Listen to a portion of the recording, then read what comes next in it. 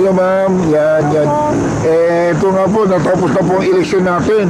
Pwede po ba kayong tanungin madam kung handa lang po ba kayo sa impeachment trial ni VP Sara? Ay naku, handang-handa na po. Dapat talaga maumpisa na yan para at least malaman natin kung ano talagang totoo. Kung meron siya ba siyang dapat harapin, yan yung dapat na nating malaman. Dapat nang magawa Okay. sa election.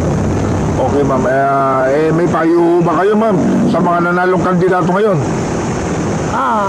Sa mga nanalong kandidato ngayon, sana, since tapos sa election, sa mga nanalo, makampanan nila yung mga pinangako sa atin at saka yung mga dapat nilang gawin sa ating bayan. At lalong-lalo na yung impeachment kaya na mapag-aralan nilang mabuti, mabusisi nilang mabuti para malaman na natin kung ano talaga ang katotohanan.